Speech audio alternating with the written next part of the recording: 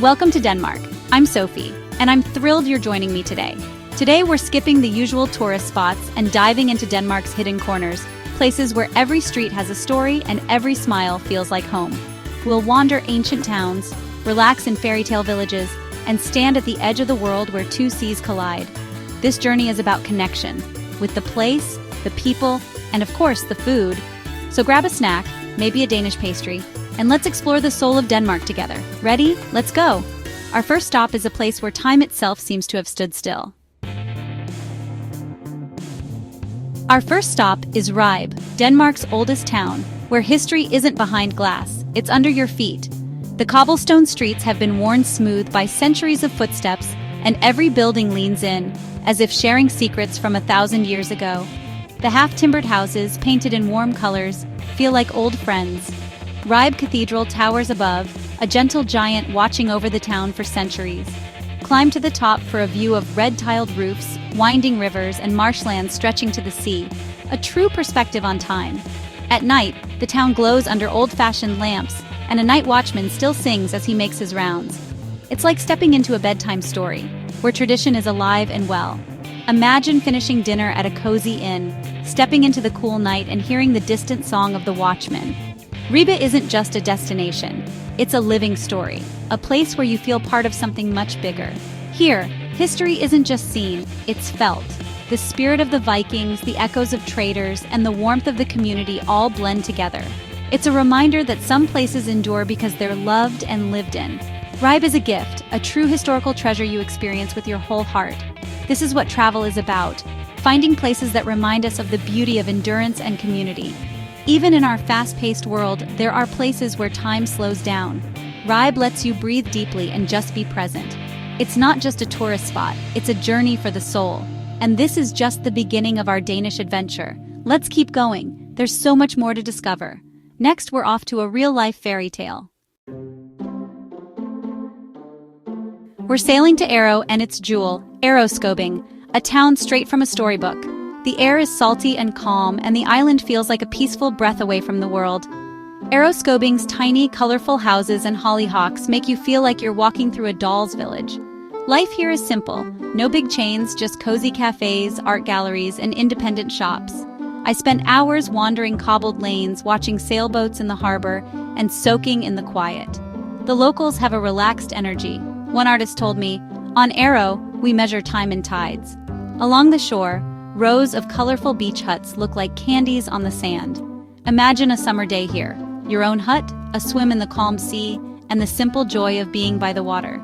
Wake up to roses and salty air, cycle past windmills, and watch the sunset by the harbor.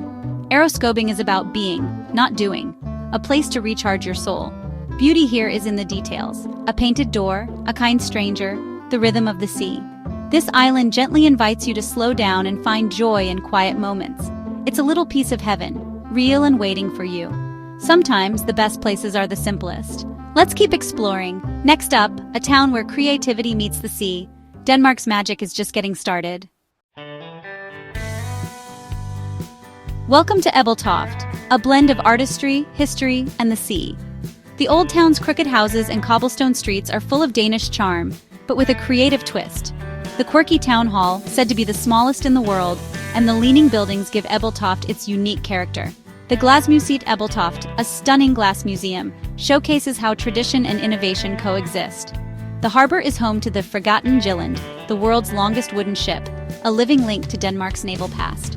Walking the deck, you can almost hear the sailors and feel the history. Along the waterfront, fishermen mend nets and smokehouses serve up delicious mackerel. Ebeltoft is perfect for wandering, where every corner offers something new, from 17th century houses to bold modern art.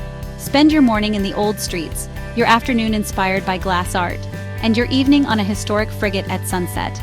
It's a town that feeds your curiosity and your soul. Here, history isn't just read, it's experienced.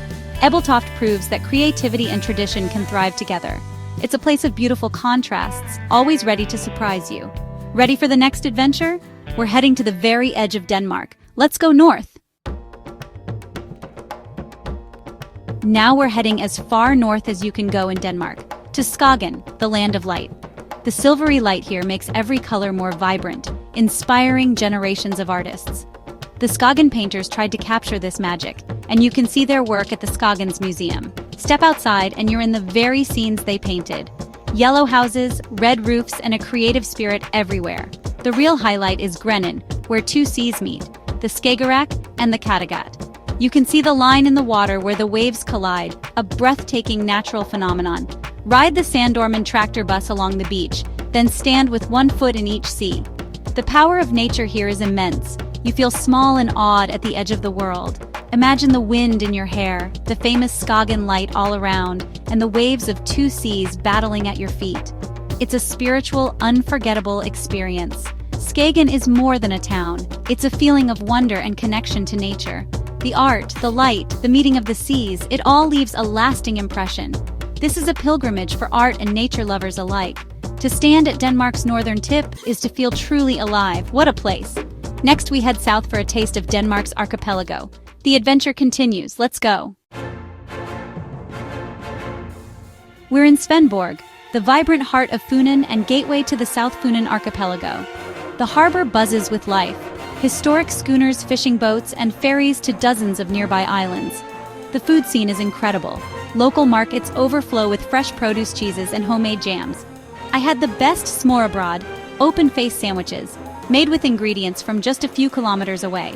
Here, food tells a story and connects you to the land and its people. Svendborg is also the perfect launchpad for adventure. We took a vintage ferry through calm waters, passing idyllic islands with thatched cottages and green fields.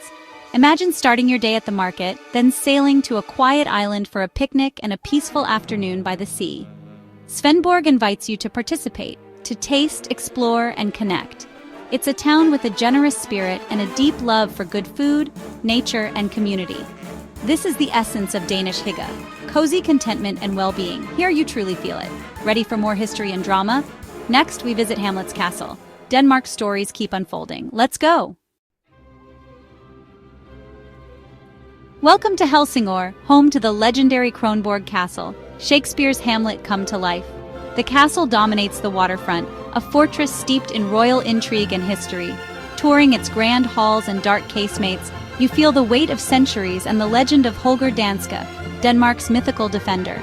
In summer, actors perform Hamlet in the castle courtyard, history and art blending in a truly electrifying way. The town itself is charming, with a beautifully restored medieval center and lively atmosphere.